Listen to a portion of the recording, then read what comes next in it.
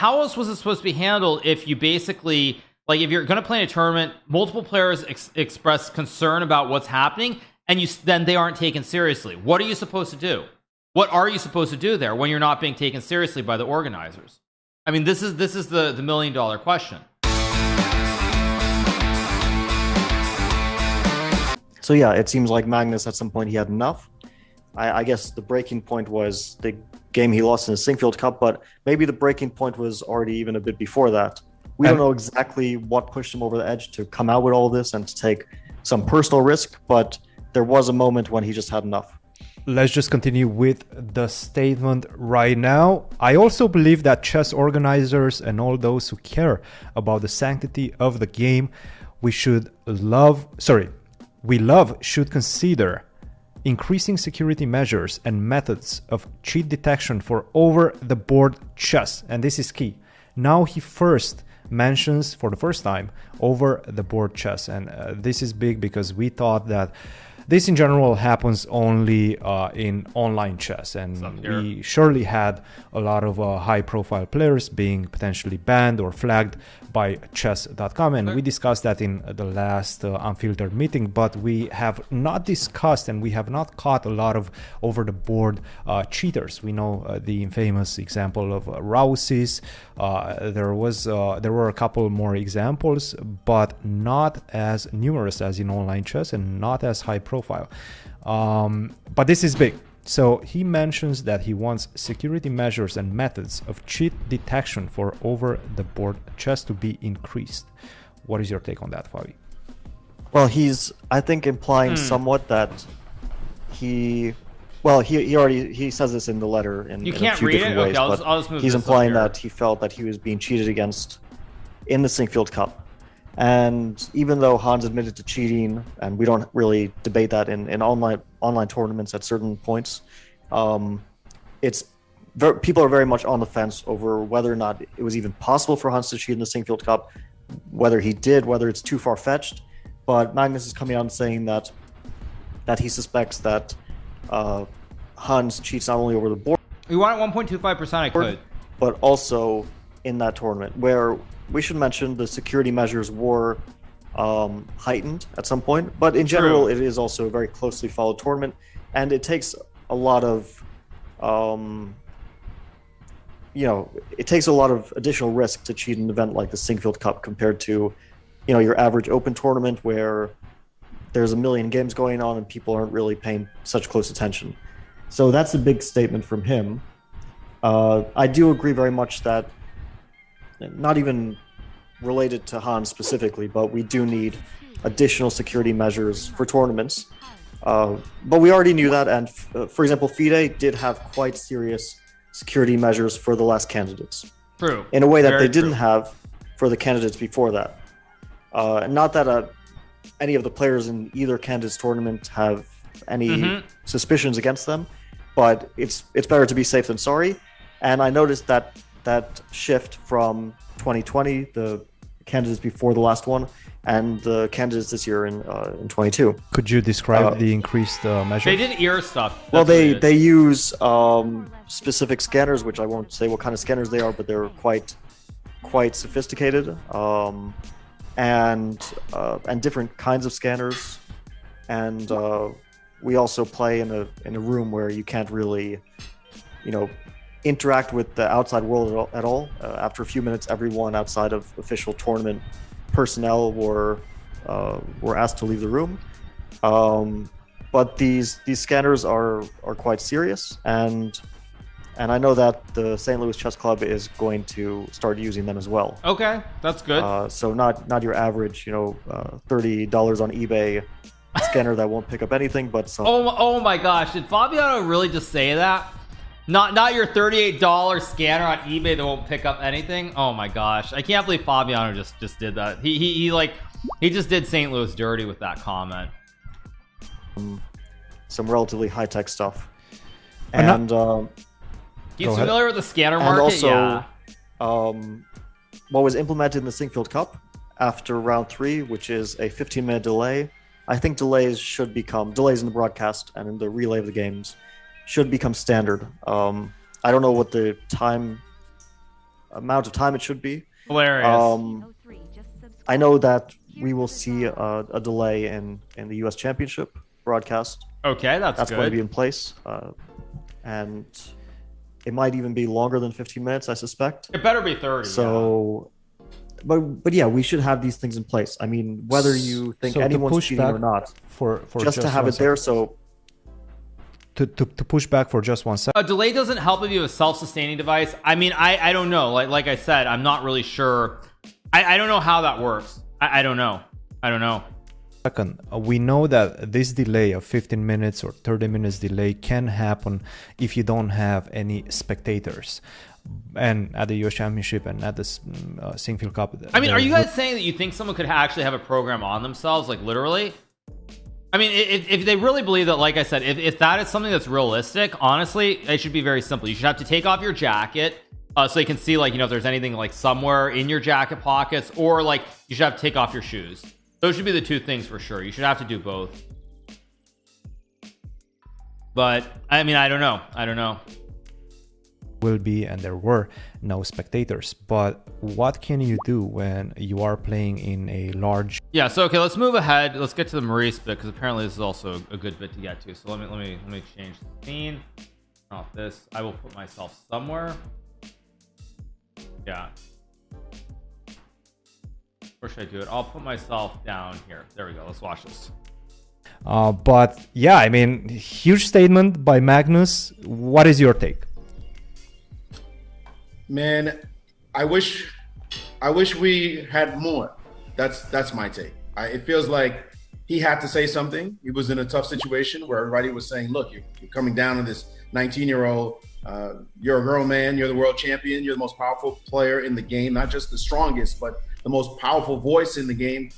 You've got to come out with something. So I'm happy that he finally said something, but it feels like there's still a lot of questions hanging in the air, and we need to get some answers. I don't know, we need to get some answers, but the chess world, in order to settle this issue, needs real answers that can help us move forward. we're hearing a lot from a lot of different sources, and a lot of them are saying the same type of thing. Do you think this is a case of when there's smoke, there's fire, or are people just jumping the gun on this one? What do you mean in terms of whether or not Hans cheated? Yeah, I mean, chess.com came out with something. Magnus now he clearly Yeah, stated we'll his never see a position. smoking gun, I don't think. So there's a lot of suspicion from a lot of different people.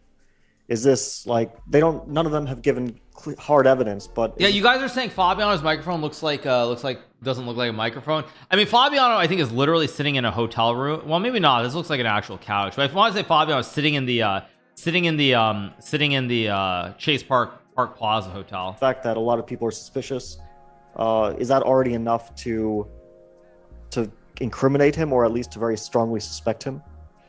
I mean, everybody's already incriminated and strongly suspected. There's judges, juries, and executioners. Everybody's lining up to jump on him. I think he's already admitted that he's cheated in the past. It's possible that he's cheated now. I mean, the thing about this is, until you give evidence in the world that we live in, the so-called fair world, the judicial system usually operates not based on hearsay, not based on suspicions, but on proof. And I think that it's a bit sad that we are feeling like, hey, if we suspect somebody enough, that's enough. I mean, even if he's guilty, even if he's straight up guilty, but if you can't just suspect somebody and that be enough. We can't. Yes, you guys are saying, what could Hans do to possibly clear his name at this point? I mean, it seems very clear to me. Like, chess.com is essentially saying that he's not telling the whole truth. That's what it seems like, very clearly from their statement. And Magnus, it seems like, is the same thing, where it's saying, like, there's something that can't be spoken about for whatever reason, whether it's an NDA, whether it's a lawsuit, whatever it is. It sounds like there's something more that nobody can talk about because of some legal agreement or legal situation, whatever it might be. So if I'm Hans, the way that I see it, Hans should basically say, okay, chess.com, you can show the world whatever you have, it's not true, or it is true, and which is why he's not saying anything. So I mean, as I see it, unless Hans comes out and says something, I don't really see how people can try to say that Hans is innocent, because fact is, if there is proof of something, and he says there, you know, and if there is proof of something, then Hans should be like, yeah, like, okay, show me what your proof is. So that's the way that I see it. live in that world. I mean, that to me is not the way we want to operate. And for the game of chess, it's a terrible slope. It's a very slippery slope to be going down, because as you know, you both know, Hans is not the only one. Yeah, Hans is not the only one. True. All right, let's not pretend he's not the only one. And if that's where we're gonna jump on him, then what about the others? Should everybody be outed by chess.com that they have discovered in the past, or is it just this one person? Like, what's up with that? I mean, the one difference. I mean, I'll see what Fabiano says, but the one difference here though is with Hans. There have been these rumors for a long time. These are not new rumors. That is the one big difference. Like, I'll give you an example. So people talk about Raunak, for example, or they talk about Parham Magsudaloo. These are people who are apparently caught cheating one time online. I've never heard anyone try to say like Parham or Raunak are based. I haven't heard anyone say, oh yeah, this guy's cheating in this term, this guy might be cheating in that term. You don't hear any of those rumors about these players. Even the players who've been caught one time, you don't hear anything further. So that's why, to me, when people try to say it's like all these different people, I don't really understand that argument, because it is not just everybody where that's the case. That raises another question, and I think that's a great point, but it feels a little bit that Magnus sort of made Hans the example of in this whole cheating in chess problem. But the other question is, I mean, you know sports really well. In any other sport, if you're caught cheating, that's pretty much it for your career. In chess, that doesn't seem to be the case. Is that how it should be? Should you be able to get a second chance, or should you be done if you're caught cheating online and then that's it for you? In other sports, it's not it for your career. All right, we've been in the steroid era in baseball, where players have admitted that they've done things and they've come back. In sports in general, you talk about track and field. People get banned. They get banned for a period of time, and then they're allowed to come back. That is the standard. That's the norm in sports, that you are banned for a period of time, and then you're allowed to come back. So I think that in terms of Hans, if there's iron, I also think there's a big difference too. Like, I think one thing that's not said here is there's a big difference between something online in a prize money tournament versus just a random casual game. I mean, my general attitude is quite straightforward. I think like if there is proof of cheating like in prize money tournaments, I mean, I can't really be that forgiving of it. But if it's like a casual game or something like that's a whole different story altogether. So I think there probably are degrees as well. Ironclad proof that somebody has that he has cheated, then he can be banned for a period of time. Of course, we're going to suspect, it's going to tarnish his career forever. I mean, the ship has already sailed. But we start with ironclad proof. What is ironclad proof, Maurice, in your opinion? Well, somebody caught him with a device. He has admitted doing it himself, like during the incidents in question. Data that just shows beyond a shadow of a doubt that nobody plays 100% like an engine 10 tournaments in a row.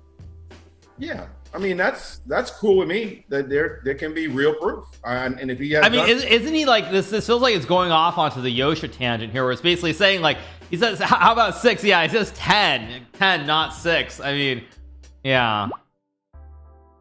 He deserves to be punished, and it's up to the International Chess Federation or the authorities to decide how long this punishment should last.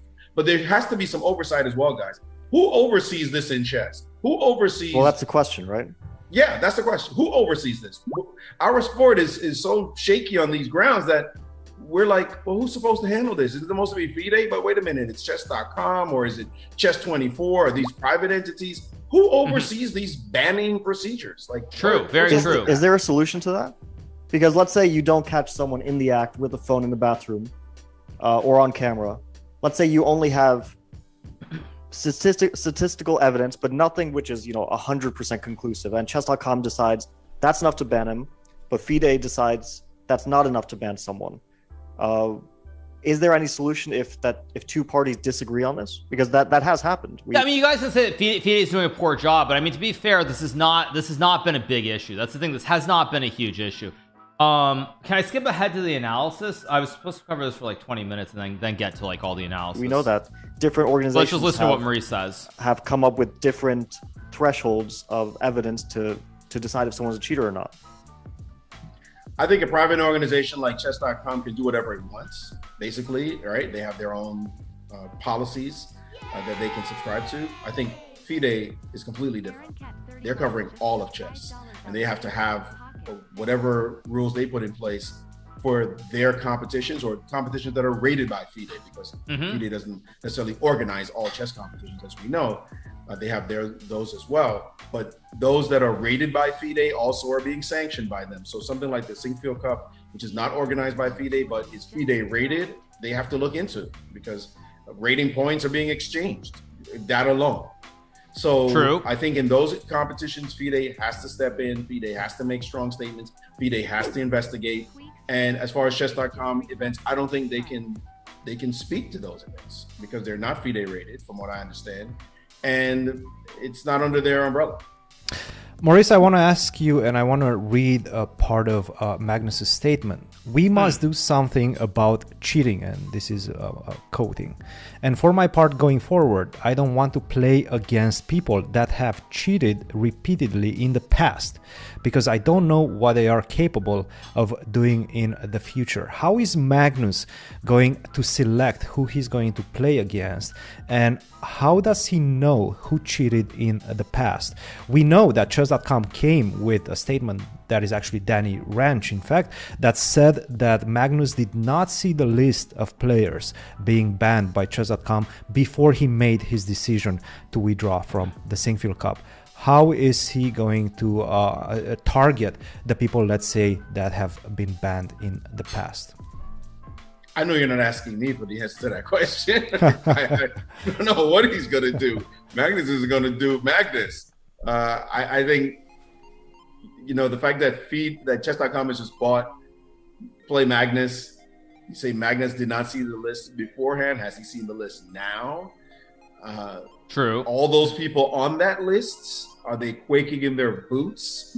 Are they going to be outed? How many of them are there? Again, I have to say, I think, the thing is, I get the point that they're trying to make here about the number of times. They're saying, like, people have cheated. But the thing that is really important to note, and it is not being said enough times here, is that it sounds like in the case of Hans, this is not a one-time thing. That is the problem with all this. Like, again, as I said, I use those two names before. It's Raunik and Parham, for example. I believe they were both banned from Lead Chess. I think that was the site they were banned from for cheating, right? They were banned like one time. But you don't hear anything more about it beyond that. That's all you hear. You don't hear about over the board. You don't hear about online. In fact, they're back and they're allowed to play. And I played both of them, and I have no doubt that they're completely clean. I have no doubt in my mind that they're completely clean. So that is the one difference. Is somehow it feels like with this Han situation, there are multiple instances. That's what it feels like, and that's what is kind of, I think, the thing that's really making the situation much different, much different than like the situations involving Parham or Raunik specifically, because those are the two guys that I know of. Why wasn't Hans banned like Susan Polgar was? I don't know. I don't know. I mean, didn't chess.com say it banned like thousands of accounts? Exactly.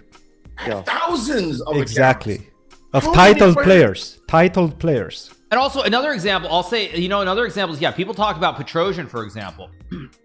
I actually played Petrosian, I think, after that whole scandal. I played him in the World, maybe it was before, actually, to be honest. I think it was 2019, but I played him in the World Rapid and Blitz or something. He played in 2021. There is nothing about Petrosian doing anything over the board either. Like Petrosian, yes, there's the whole online situation, that's it. But you don't hear any of these rumors elsewhere. Again, it's just that one instance in the Pro Chess League that you hear about. But you don't hear people saying, there are no rumors about like, he played the World Rapid and Blitz and something happened. You don't hear anything beyond that.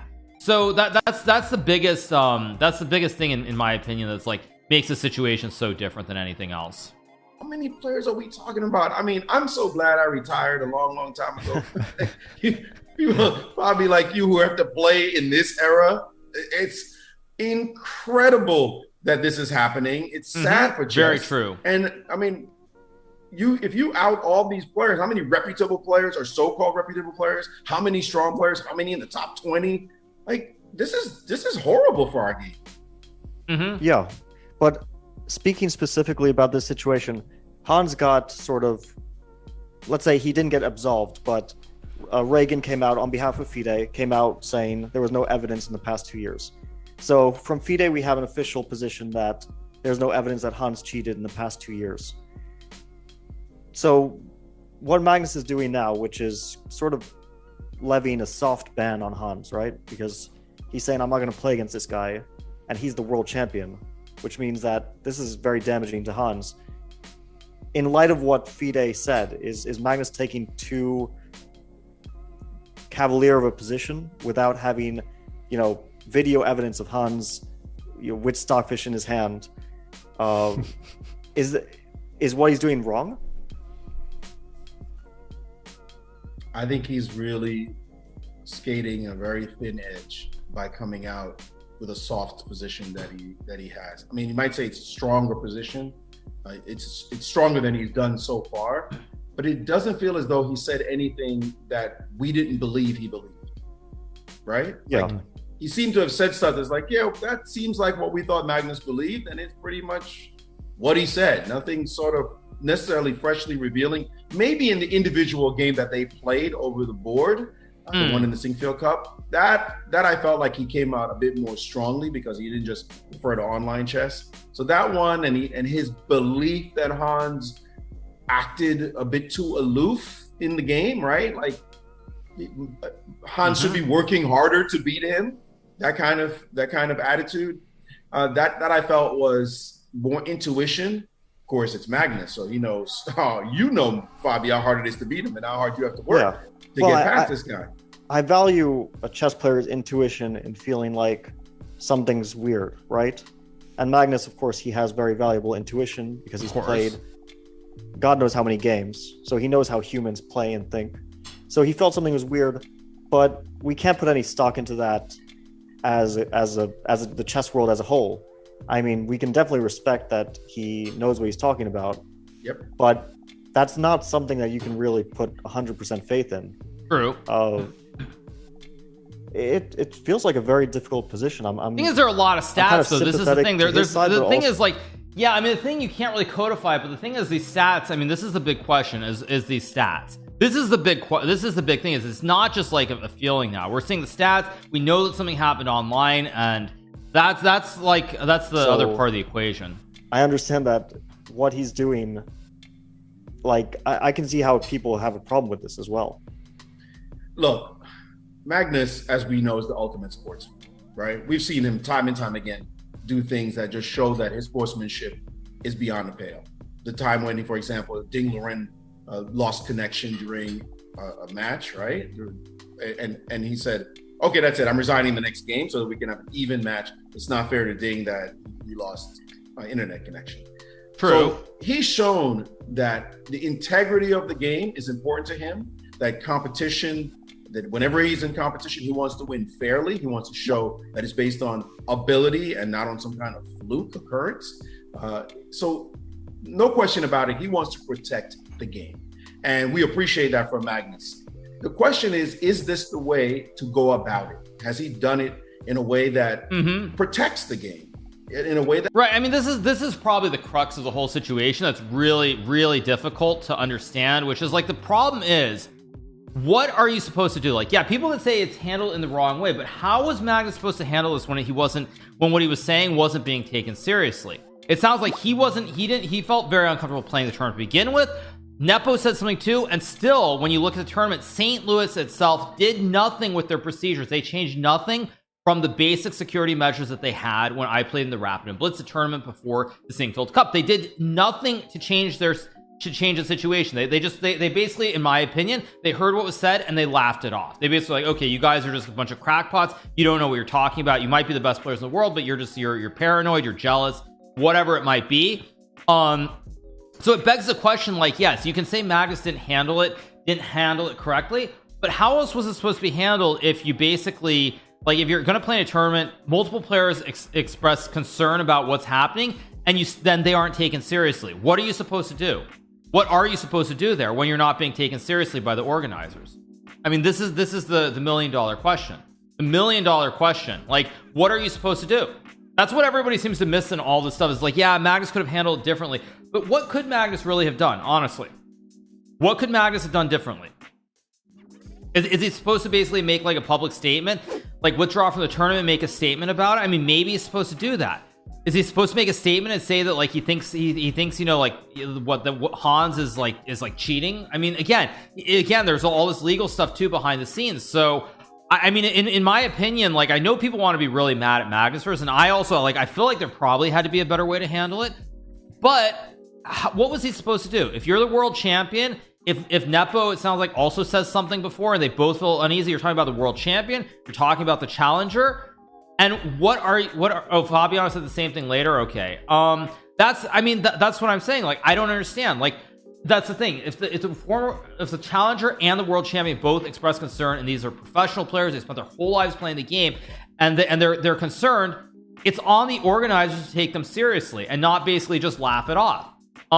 So I that's one part of the story that I think has been completely missed throughout all of this is you know, that there is some amount of responsibility for the situation that falls on the Chess Club and Scholastic Center of St. Louis. That's just how it is. That protects the rights of individual players who are not on his level. And the fact that he's waited so long before finally making a statement is definitely tricky. The fact that his statements are based on intuition, feeling, that's really, that makes me uncomfortable. Even if this individual that he's targeted so far, because again, we know there are others who have done so, at least we've heard that there are others that have done so in mass. Even though he's targeted this specific individual, it just feels like it just has to be done another way. There has to be more clarity, more proof. I'm not comfortable with. Yeah, you guys, you're saying yes. St. Louis agreed the night before Magnus left. They agreed to make changes. Yes, but that's too late already because, as we know from the storyline, it sounds like Nepo and Magnus both had concerns before the event even began, and nothing was done until Magnus threatened to withdraw and ultimately did withdraw from the tournament. So that's why when people say this, you know, I feel like Magnus should have been able to handle it better, but I don't know what he was supposed to do when he's not being taken seriously. He's not being taken seriously, and neither was Nepo. Crushing people's careers, especially not a 19-year-old, somebody not old enough to drink here in the U.S. at least. You've got to be careful how this is done, and I don't think it's come out the best way. What if you felt there was no other way, that the burden of proof that you're asking for, or that people in general are asking for, is just unobtainable, that you'll never reach this? Because that's a great statement. Your line is a great statement. You can say the burden of proof required for me to confirm my intuition is not attainable at this time. It really isn't. But my feeling is very strong as a player who has been around for quite some time, and I know how people play. What I have seen in the information that I've seen, and it would be nice for us to see that. And from my feeling as a player watching somebody play, I think that something nefarious has taken place. But that's essentially what he's saying, right? You're saying that's essentially what he's saying. That's not what he said. You're giving him the benefit of the doubt by making that kind of properly worded statement. Well, he also said, and you commented on this, Maurice, there is more that I would like to say. Unfortunately, at this time, I am limited in what I can say without explicit permission from Niemann to speak openly. And you mentioned this, and you said it's mystifying why he needs Hans to give his permission to say more after dropping bombs on the young man's head. Will the truth ever come out? Sad times for chess. Tell us a bit about that. Yeah, I mean, that's the case, right? Like, isn't it weird that you accuse somebody of something and then say, well, I can't say more until you tell me I can say more? That's wild. I don't think I've ever heard that. I don't think I've ever heard that anywhere. I mean, there has to be something. Like I said, there has to be like an NDA or there has to be something. It's just that simple. There has to be something legal. And that's why not more is being said. That's all there can be to it. You accuse someone of something and then ask them for permission to really bury you, right? With your accusation. It can only happen in the weird and wacky world of chess, it feels like. But this is a lawyer statement, right? This is definitely a lawyer statement. But also, that's the thing, though. Honestly, if you're innocent, like if Hans is completely innocent, I honestly would just come out and be like, okay, yo, show me what proof you have, because I'm completely innocent. I mean, that's what I mean. Again, maybe like. from a legal standpoint, you're told to do something else. But I would honestly be like, yeah, like, okay, you guys think you have something? Just show me what it is. Sure, I mean, just show me what it is. Because if they don't have anything, then Hans is going to be vindicated regardless. So that's what I don't understand in this whole situation. Like, that's what I don't get. I don't get it. Like, why does Hans be like? Why doesn't he just laugh and be like, okay, sure, show me what you have, because you don't have anything. But that's the thing. Like, I mean, that's what I don't understand. I mean, unless we're saying that in fact they do have something. I don't know. So yeah, I mean, to me it seems like if there is nothing, it's just slammed and you'd be like, okay, show me what you have, because you guys don't have anything. That's how I view it. I completely view it that way. Yeah, this is definitely a lawyer statement. But again, it's asking Hans for permission. Like, still, you know, Hans is who's going to give you permission to bury them? Nevertheless, I think it's where we're just looking at edges being skirted, unclear what some things are clear what he believes. He's clearly stating what's in his heart. But on the other side of things, the kind of bomb that he dropped that has definitely compromised this young man's career forever, it feels like it could have been done differently. It could have been done differently. And Fabi, you were in the tournament. Let me ask you. You were in an event, in the middle of an event where he played 3 rounds, right? There's a point where he's been competing. You're thinking about, I'm going to have to play this guy at some point. And then suddenly he's gone. That's never happened to you before. No, it hasn't. I didn't think much of the games that Hans played, or the Magnus against Hans game. I didn't think much of it at the time. And when I was told literally 5 minutes before the 4th round, something big will happen before this round, I had no idea. I didn't think that it was because, you know, someone maybe cheated and someone left the tournament because they suspected something. This was totally off my radar, and I'm someone who is extra vigilant about cheating, as right, as you agreed, both know. Exactly, yeah. I really, it concerns me a lot, but I just didn't think of that. And okay, for me, 3 games is just too little data to draw any conclusions. Of course, obviously. No matter what the accuracy of those games is, I just can't make a conclusion off of 3 games. I mean, you know, if you do that, then you have to start, you know, you have to ban me for 2014 Syncfield, because I also played some. But no, you don't actually, Fabiano. We don't have to ban you for Syncfield 2014, because even when you played your best, you were only hitting 80% with the let's check accuracy. So no, Fabiano. Unfortunately, we don't have to ban you because you're just a terrible chess player and you weren't playing at 100% correlation. So no, Fabiano, we don't have to ban you because you were at 80%. So you're a terrible chess player. Really high quality games in that tournament. So I think it's just too little data. But it's not just. No, we did this yesterday. We looked at like 2 or 3 of Fabi. We looked at like two or 3 of Fabiano's games yesterday, and we looked at them, and it was like 80. It was like 8, I think he had one that was like 88, but it was in the 80s. Like, I mean, Fabiano is just like, I mean, what can I say? Like, Fabiano is trying to say, yeah, you played great chess, but I do wonder if Fabiano has gone back and looked at his games, and he's like, if he hasn't done it yet, I'm sure he's going to do it because someone will obviously clip this and send it to him. But he's totally going to. Fabiano is totally gonna do a WTF. He's gonna be like, WTF, like, this game is not like 95. I guarantee you he's gonna do that. He's gonna look at it, he's gonna be like, he's gonna throw his hands and be like, what? But that's like the best turn I ever played. And it's still oh, he does it later in the video, no less. Okay, it's on 3 games for Magnus, right? This is based on a year or 2 years or however many years of him thinking, oh shit, this guy is cheating, and then suddenly he plays him, and then he's like, all my fears are confirmed, right? That's how it happened. That's how I imagine it went down for him. And he played, by the way, in the tournament anyway, even though he suspected him beforehand. But he said he didn't want to. Yeah, he said he didn't want to, right? He didn't want to, but he pulled out afterwards, after he lost. Only after he lost. Yeah, if he had defeated Hans in that individual game, would he have continued to play? Right? That is the one thing that is the one big thing. Like, if Magnus had won this game against Hans, he would not have withdrawn. That is the one inconsistency in the problem.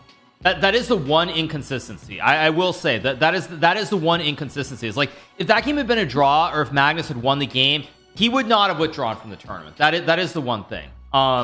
So that's the one inconsistency that is very hard to reconcile for sure. Absolutely. Existed? That's a good question. It feels We'll like it never know. required the loss for him to say, no, I don't want to go any further. So Not only that, but he also expresses this in his statement. Throughout our game in the Sinquefield Cup, I had the impression that he wasn't tense or even fully concentrating on this game in critical positions. And you know that as a chess player, as a grandmaster, you know that you're feeling the tension in your opponent's body language. Perhaps this is something that triggered the suspicion for Magnus. I tend to take those type of accusations definitely with a grain of salt, because sure, you can watch somebody's body language, but you cannot know what's in that people's mind and that people's body as well.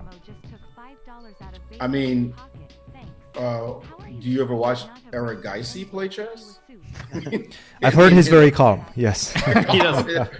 It doesn't matter what's going on. It looks like he's never happy during a game. He's never flustered by anything. He doesn't look. He looks like he's ready to fall asleep. I mean, True. Maybe not sleep, but Yeah, he there's has no pulse. When you're expression watching, at all. you cannot tell. And he's admitted, yeah, of course, I'm feeling extremely nervous. But if you're looking at his face, you don't see any of that. No reactions, no bouncing back, no recoil when it's a bad Very true. situation. Simply nothing. So that's a hard one, and a lot of us try to keep that poker face. I know I was one of those players, right? Keep poker face when you're playing. Now, tension in the body, tension in the shoulders, that's a little difficult to hide. But he started showing body language when he was one getting is- blown away by Magnus. that one's too general for me. That one's too general for me. When you're talking about this serious an accusation. Yeah, this feels a little bit like his other, statement in general that the game felt weird. That feelings. You can't really put much stock into it. You can personally, But like, I mean, didn't Magnus fall asleep during a world championship match against Vichy? Like, I don't know if I don't remember that. I don't think he fell I mean, asleep. He was pretending that he was taking a nap. Yes. okay, Yes. fine. Like how much calmer and lacking attention can you be than playing a world championship match? True. And you look Very like you're true. sleeping. I mean, that's Yeah, we can't, like, when I played Hans Scary. and with 100% certainty I can say that he wasn't cheating in the game we played. I also felt a bit I love the way weird, I love in the way that Fabiano just laughs there. the guy doesn't seem to be taking his game seriously. And I can see how if I had lost that game, it would make me think this was really weird. A guy who doesn't care about the game suddenly just crushed me. But what happened is he lost the game. So maybe it's just his character. I don't know. True. Like, I can't read too much into body language because I think humans in general are really bad at reading body language. We think we're good at that, but we read into stuff which has no meaning. And I see that like time and time again with like chess commentators all the time. Like, reading into a bit of my body language, and I'm like, that's not what I was thinking at all. So Basically, what also here he's not saying it, but Fabiano is essentially throwing people like Danya Naroditsky and Danny Wrench under the bus here, because like the number of times during the candidates that you heard the two of them say something about like me or Fabiano, and they're just like, oh yeah, like they're clearly thinking this, and then you play a completely different move, and like you weren't thinking that at all. Like it is a very good point here by Fabiano. well, yeah, I don't know if we Are can you put weight accusing into me it. of something, Bobby? No, Are you I'm- leveling accusations? No, Not I'm about not accusing Maurice. you. Actually, I saw about- this recently with Danya. Yeah, So exactly. I understand yeah. why commentators do that, right? Yeah. It's you about have to Wrench keep it and interesting. Naroditsky, 100%. But yeah, body language not something that you can really read. Yeah, and a lot of it is how you felt beforehand, right?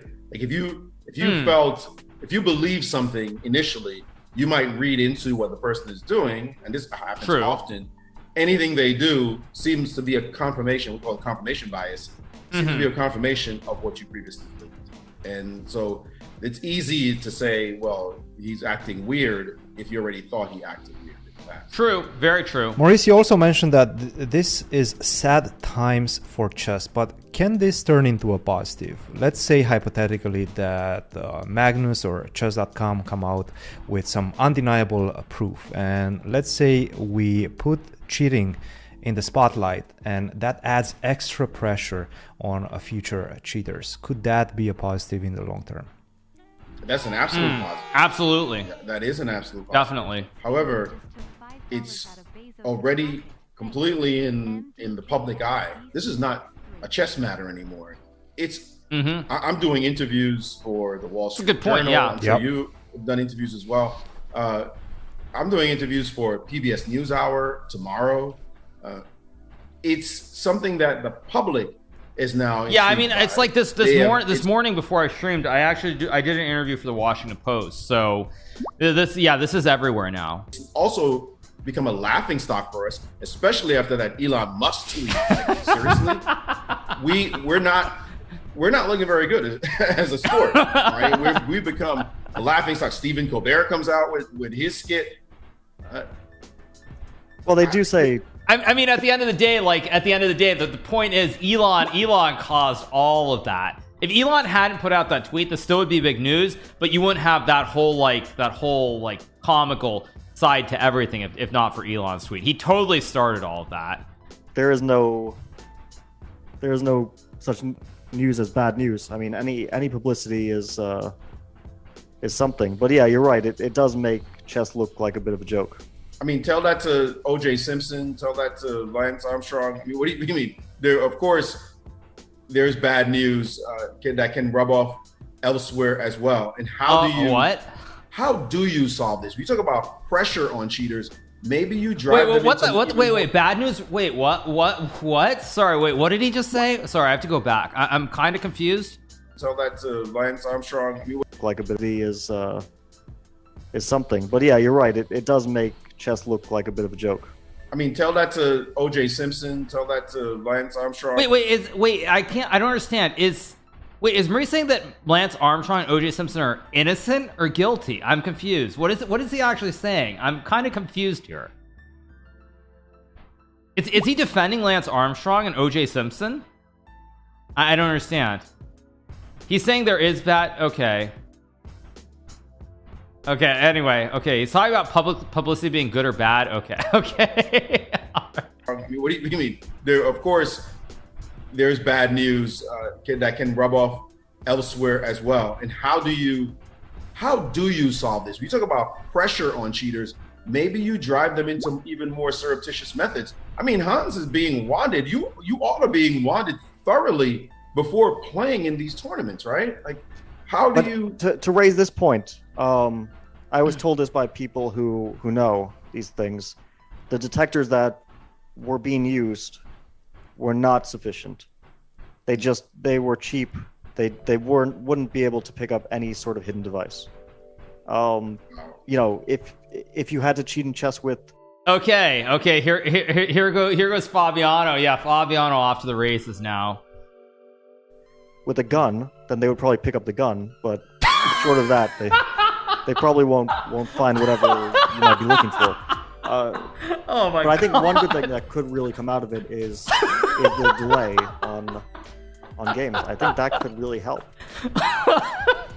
Indeed, that could really help. But I am also looking at the bigger picture. You're talking now about professional events where there are cameras on those events. I just can't believe Fabiano said a gun.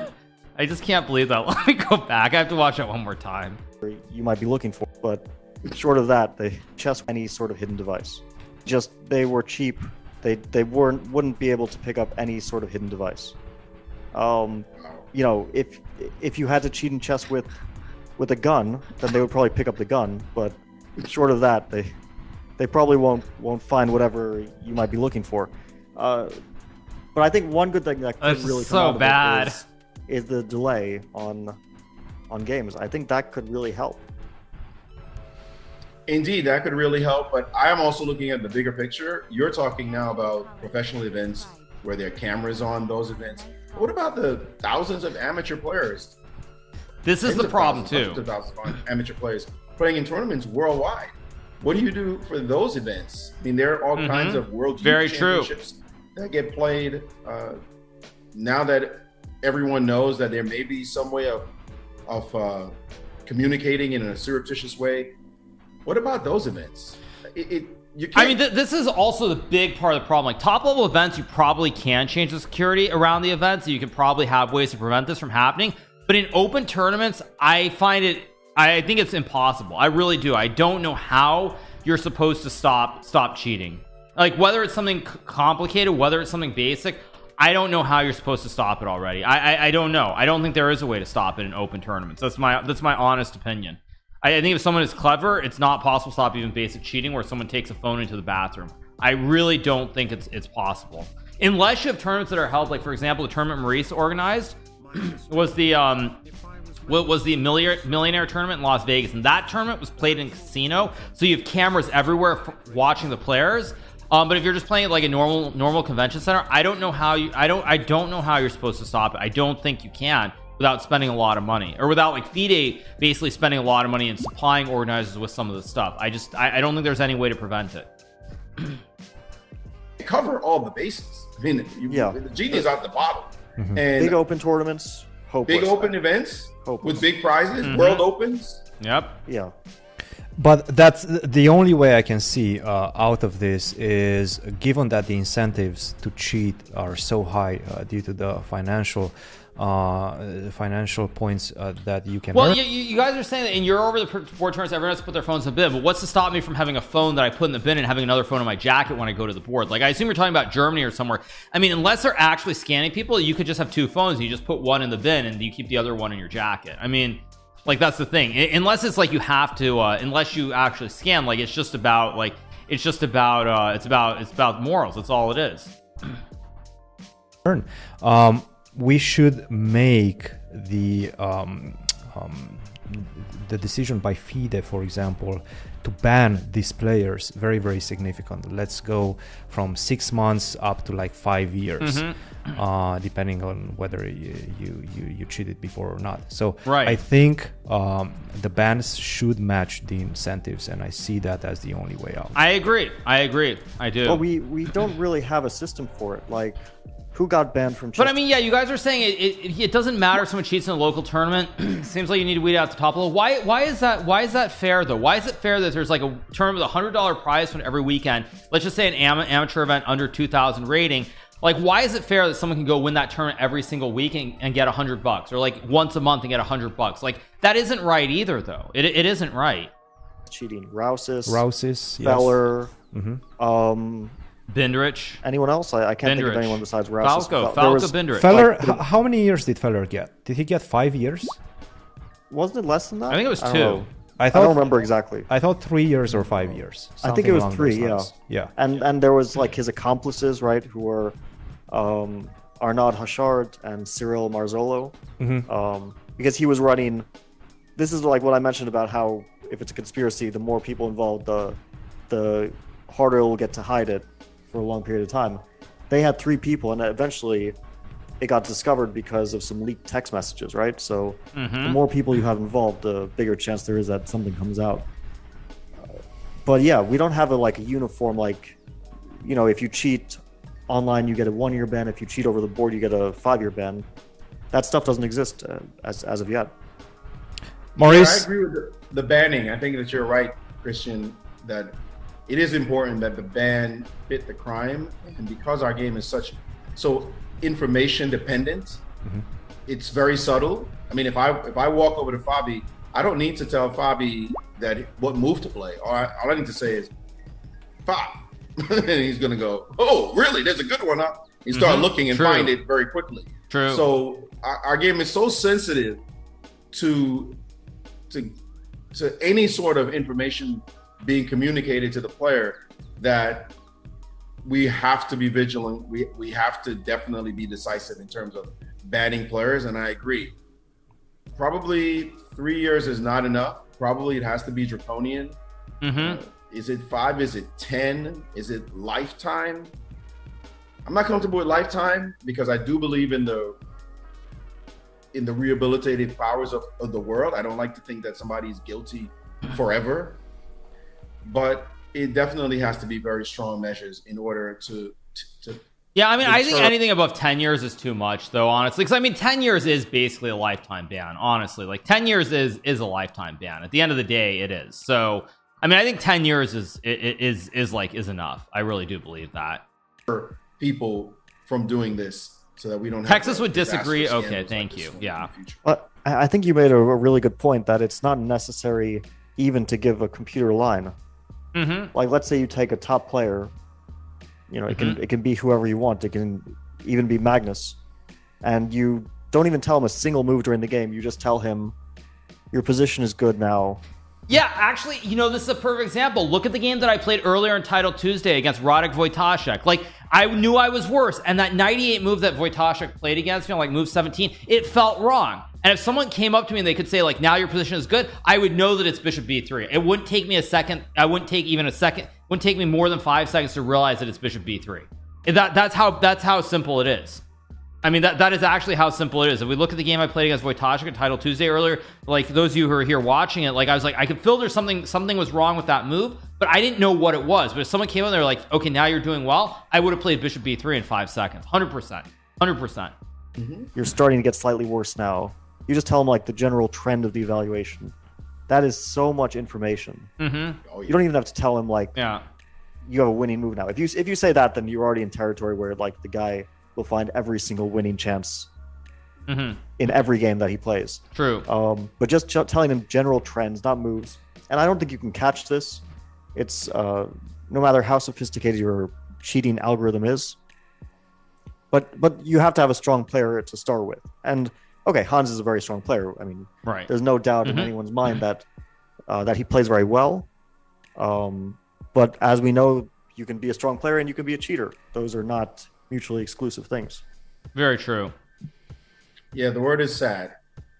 Very sad times for chess. Let's hope a positive or positives come out of this. It starts at the very top with FIDE. It definitely is a challenge for the national chess federations all around the world. And world champion like Magnus and top players like yourself, Bobby, you're going to have to come out with some strong statements on this regard to somehow let everyone know this is absolutely unacceptable. It cannot be a part of our royal game. Maurice, that's a great statement. All right, so that's where we'll leave it for this. I'm gonna take. Humans do tend to make mistakes. To pardon my language, to fuck it up. I mean, that's usually what happens, because to me it doesn't look like Bishop E6 is a bad move. I mean, it's a move. Yeah, it might suddenly come to mind as a bad move after you calculate, but on first glance, it's a move. Yes. True. So, very true. Yeah. Okay, Bishop D7. Yeah, it's very strange to not contest the bishop. Either take it or Bishop play Bishop B3. E6 for sure. Yeah. So white is preparing D4. Very natural. You have to do something about it, unless you want to lose the momentum that you have. Okay, so G3. So this is already a moment where he has to find G3. Correct. Only move to keep an edge, and Only move. This is Mishra game, yeah. But not only that, only move not to get significantly worse. Correct. So True. a lot of people would just castle here. I can say that. Because they would castle, absolutely. they would calculate D4, and then they would think D4, knight C6. C6 or G6. Why do I care? Or G6. Or G6. And then, I was just worried maybe knight F6 is a bit loose, so... So you wanted to go knight C6. Yeah, knight C6 is But more human I don't know. for sure. But One both of those moves moves, are fine, and then you think, okay, I'll play H4, I'll play H3, G3, and... yeah, exactly. Yep. What's wrong with that? A lot of people would think that. Very true. So, again, that's G3 is a very strong move. Let's put it that way. Let's put it that way. And he follows it up with, once again, the only move by the engine. Knight F to G4. Castle, which is, once again, a very natural move. Actually, knight F G4, I think... After I played G3, it makes sense. As a follow-up. Yeah, because it's very obvious that H takes G4 loses, right? I mean, you just get mated on the H file. Okay, I'll ask you one question. Why wouldn't you start with castle first, though? Because then D4 and you can't play knight F4, your knight's hanging. Then you have to play knight EG4, and then white comes in with maybe some queen move, like queen F3. Very because true. you definitely want the... You still have knight H2, though, which is probably good. You definitely nonetheless. want to stop the queen from accessing... Yeah, knight H2. I was thinking maybe white sacked the exchange with queen G3, but E4 is hanging. E4 is hanging. Yep. So queen E2 is the move, and then knight F2. No, wait, like if after knight G4, queen E2 seems to be the best move.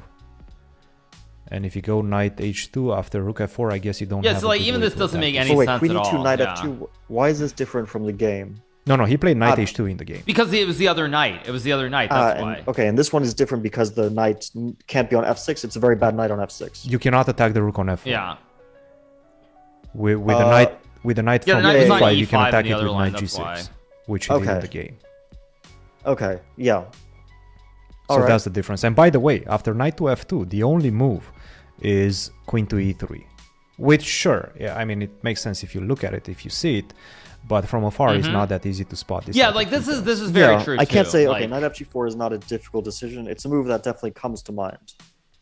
Although I have to say one thing which is weird is that this is like you could have played g3 first, but you played bishop d7, and then rather than following up bishop d7 with the most natural follow-up, which is to castle long, you suddenly out of the blue play g3. So all the way here, disconnected. It's usually people think. Yeah, because you create a sequence. You go bishop d7 and castle. You don't go bishop d7 and then g3. Like you don't change a sequence. Like the sequence doesn't make any sense. Because you're going to go g3, you should go g3 right away and then go for some knight g4 immediately, rather than bishop d7 and then throwing in g3. You should go bishop d7 and castles. Like it like the sequence is off. Not in like disconnected moves, but they think I play this so that I can next play that. Correct. But okay, again, nothing out of the realm of possibility. But yeah, very impressive play. Knight fg4, queen to e2. Once again, knight to h2, the only move in the position not to be much worse. Well, this directly wins an exchange, right? Oh, no, it doesn't. No, it doesn't at all. It doesn't. No, it actually doesn't, which is the funny part. Wait, yeah, because you still have to still deal d4. If you go rook to f4 instead of queen to e3, yeah?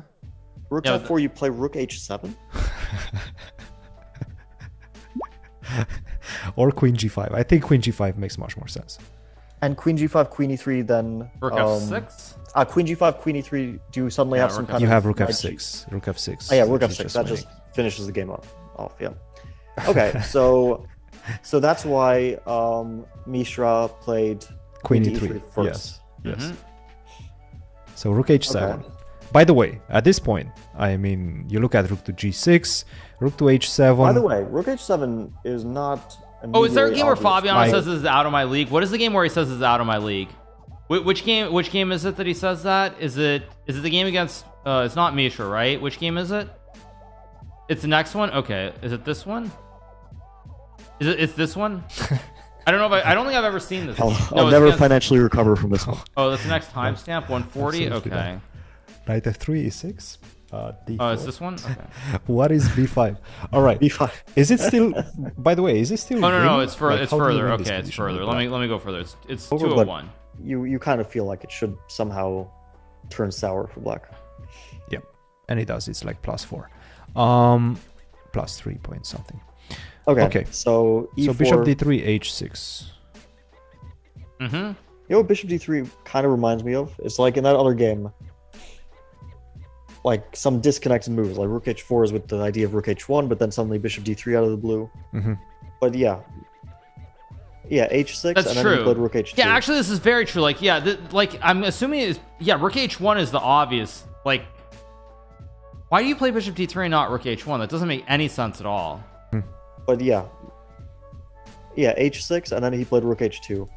I mean, it's not crazy now. This moment stood out to me a little bit. A little bit. I'm not saying it's impossible, but these sequence of moves, rook h4, bishop d3, and rook h2, just stood out to me. They're a bit disconnected, yeah. And by the way, you kind of have to understand that. Wait a minute. If you go e4 right now, you take, and now you don't give a check on c4, because that actually doesn't have the same impact as a move earlier. h6 is already on the board, but you actually play bishop takes e4, and this somehow gives you a slightly better position, being a piece down. Now, this assessment how is white better? How is white better here? This is incredibly not very obvious strange.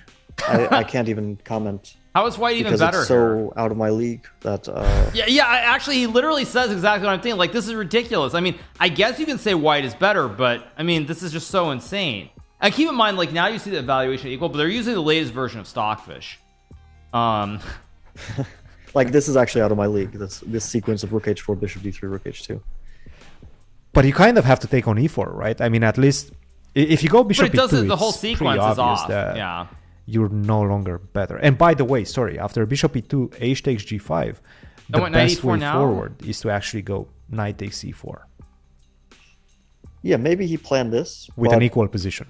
But you sack a pawn, knight e4, gf4. I mean, yeah, rook h1. Yeah, not obvious. Yeah. Like you're taking risk with white. You sacked a pawn, and you kind of planned this when you played rook h4. Maybe it's not clear to me. Yeah. Yes. Yeah. This is some quite incredible play. Okay, let's see how the game continued after rook h2. By the way, I see someone asking in chat, Climb is asking, what's the idea of rook h2? The idea is to play gh6, so in that sense, it's a normal move, but to start with, you didn't have to play rook h4. True. So you put your rook in the path of this, and then you go back 2 moves later. Mm-hmm. Yeah, it's quite. Mm-hmm. It's not. I have to say, this one is not natural to me. It's possible to find, of course, and everything is, but it's not a natural way to play. Cool. All right. So black doesn't play e4. I guess he gets scared about knight takes e4, bishop to c4, knight c5, g takes h6, knight takes d3, take on f4. Again, gh6 is not an automatic move. You give up your the pride of your position, the bishop. Sure. But okay, but you're possible. Taking a pawn. So I mean, bishop g6 is possible. I think gh6 is probably most natural. But to me, when unobvious decisions pile up and they're all the first line, okay, a little bit strange. But yeah, let's continue with this one. Knight takes d3, take on f4, take on g7 once again. Okay, all normal in the position. By the way, can someone say how long rook h2 took? If Evan is in the chat. Do we still have Evan in chat? I'm just curious about rook h2 specifically. 4 minutes and 36 seconds. In a classical game. Are we sure about that number? No, because it's not Evan. So if Evan...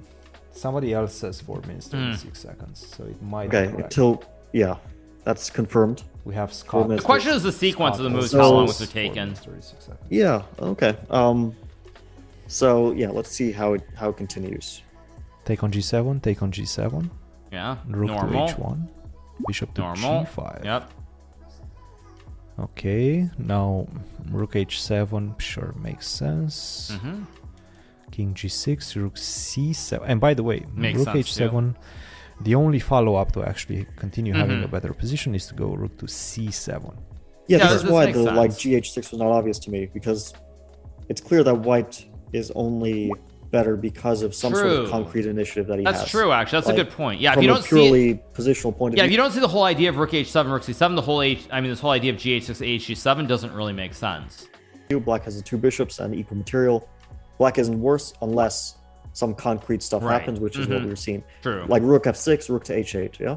Yes. I guess, or no, maybe not even, because rook h8. Rook h8, bishop b7, rook h7. Yes. Like something like this. Yeah, it's not not totally elementary stuff, you know. So if you go rook h8, take, and bishop b7, yeah? Yeah. And this is equal. So rook c7. Bishop e6, and now it's just basically a pawn down. Yeah, now you're just down a pawn. The rest is pretty straightforward. So, okay, let's go ahead. We have another moment that we need to catch. What's this? Yeah, Christopher. h6. Okay. Yeah, Christopher. This game. Yeah, we saw this game yesterday. I'm curious to see what Fabiano says, because this game actually looks really weird. Looks really, really weird. Went ambitious. Bishop h6. Greedy lad. Greedy young lad, all right. D5, best move. Yeah, but actually, crazy move to play. In trouble now. I mean, just a crazy move to play. I mean, yeah, D5 feels pretty natural as well to me. I would only think like D5, bishop G7 is the only question. Otherwise, you just play D5. What is he sacks everything, right? It takes DE4. I mean, actually, as I look at it, it's crazy when you're cherry picking. What other moves does white have? But I mean, the thing here is like to play D5 and just sack a piece like this is definitely a little bit crazy.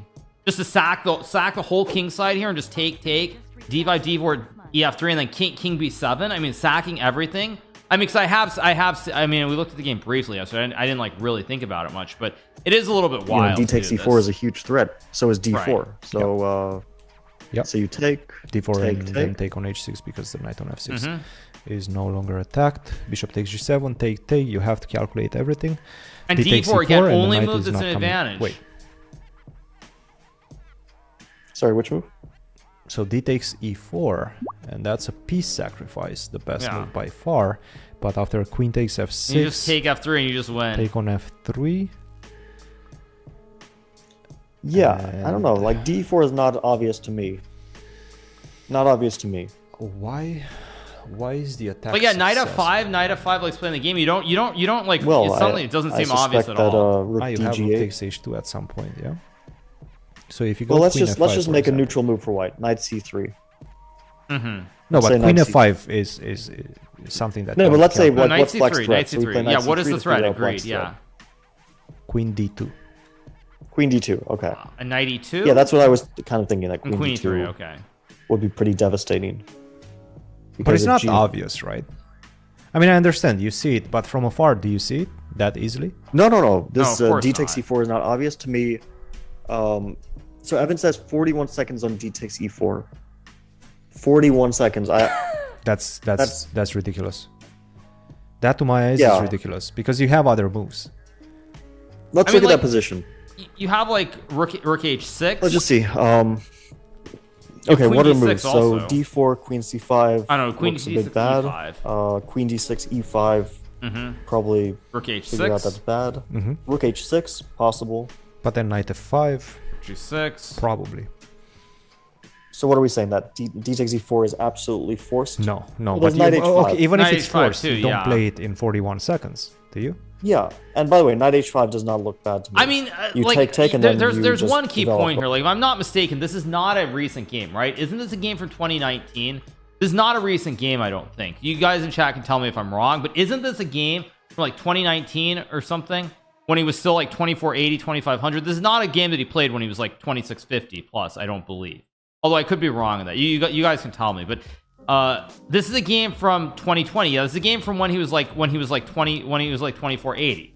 I'm covering it. No, I see 2430 for Christopher, but it doesn't show anything more.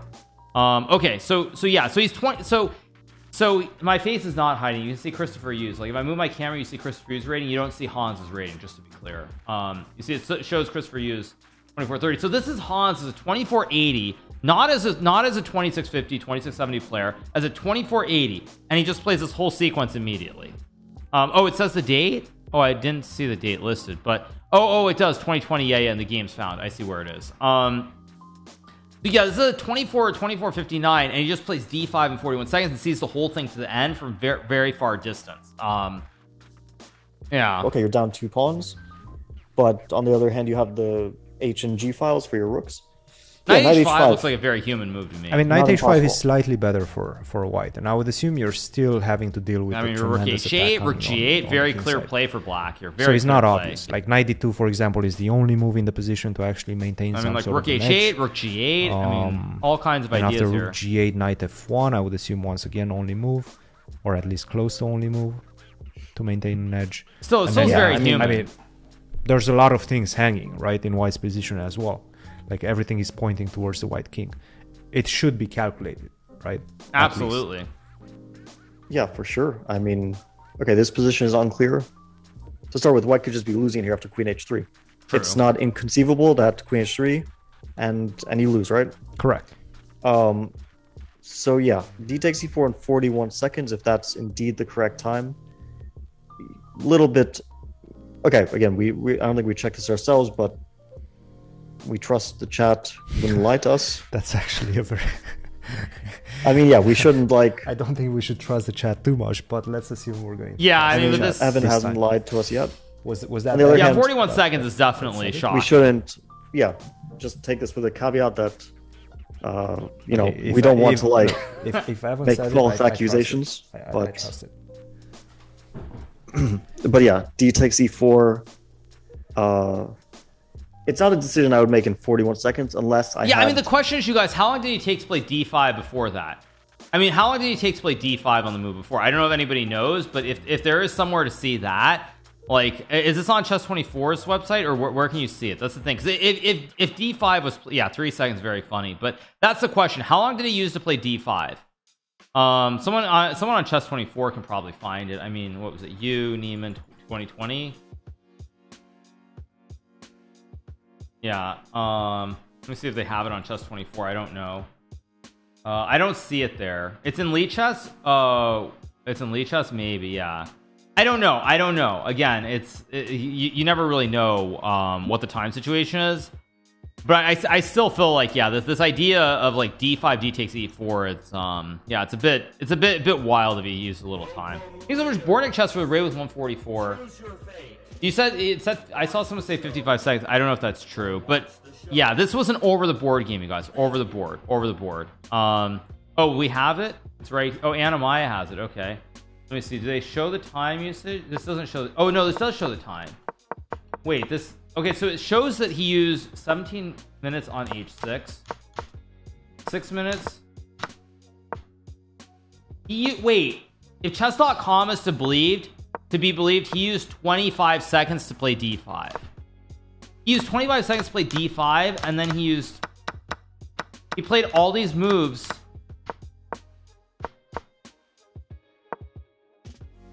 He used like seconds to play every move, and then later when King B7 is played, he used 4 minutes. 1 minute. If it's accurate, we don't know if it's accurate, but still. And out of pure necessity, I have to make a decision in 41 seconds. Yeah.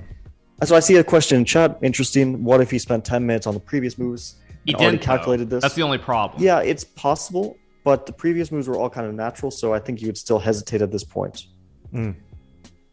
Kind of I think I would hesitate. It wouldn't come very naturally to me. Yeah. But okay. To me, 41 seconds to me is insane.